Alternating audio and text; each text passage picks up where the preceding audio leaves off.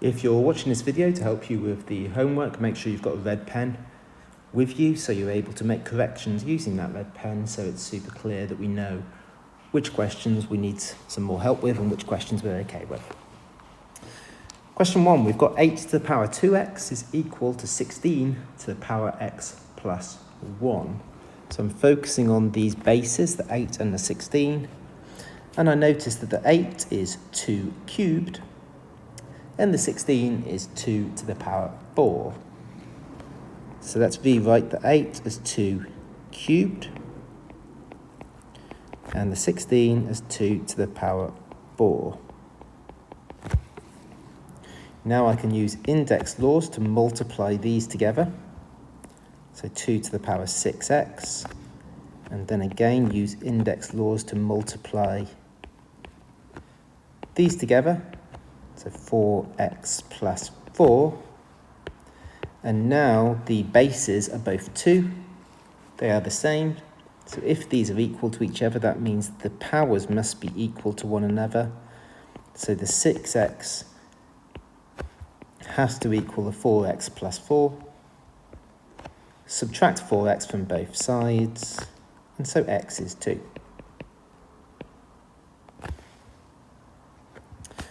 Next, we've got 27 to the power x is equal to 9 to the power 2x minus 2 minus x.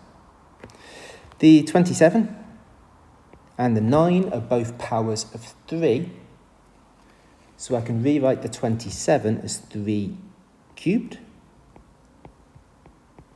and I can rewrite the 9 as 3 squared. I can now use index laws to multiply the powers together, so I'll get 3 to the power of 3x is equal to 3 to the power of 4 minus 2x. And now the bases are the same, it must mean that the powers are also the same, so 3x is equal to 4 minus 2x. Add the 2x to both sides and divide by 5.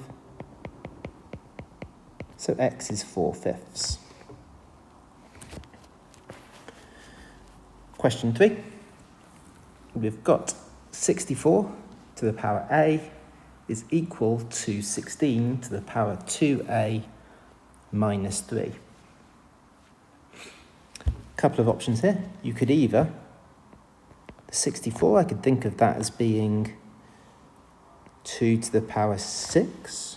And I could think of 16 as being 2 to the power 4. So we could write them both as power 2s. Alternatively, if you wished, you could write them both as power 4s. 64 is 4 cubed, and 16 is 4 squared. In this case, it doesn't really matter either way. So I'm going to do 4s as I've got it written there at the moment.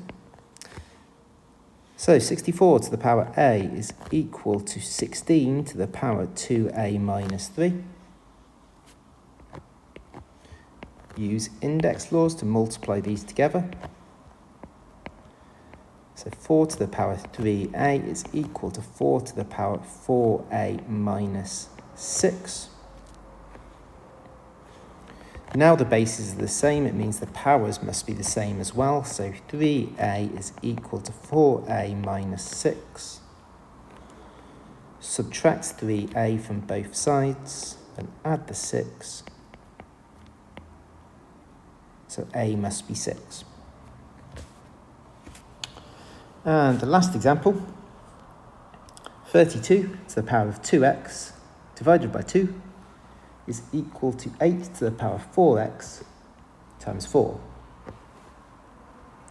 Note that the 32 can be written as 2 to the power 5. The 8 can be written as 2 cubed. The 4 can be written as 2 squared. So everything in this equation can be written as 2 to the power. So the 32 is 2 to the power 5. And that's to the power 2x. Divided by the 2, which I'm going to write as 2 to the power 1 for now. The 8 is the same thing as 2 cubed, and that's to the power 4x. And that needs to be multiplied by 4, which I'm going to write as 2 squared. Next, using index laws, I could rewrite 2 to the power 5 times 2x as being 2 to the power 10x.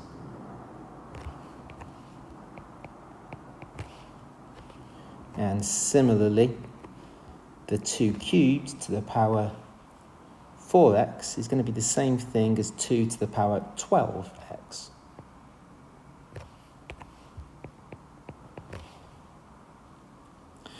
On the left-hand side, I'm dividing 2 to the power 10x divided by 2 to the power 1 is going to be the same thing as 2 to the power 10x minus 1, because when we're dividing, we subtract the powers. And on the right-hand side, I'm multiplying, so I'm going to add those powers together.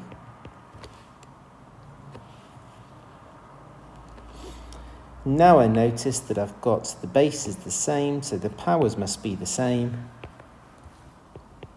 10x minus 1 has to equal 12x plus 2. Subtract 10x from both sides. Subtract 2 from both sides. And then divide both sides by 2. So x is minus 3 over 2.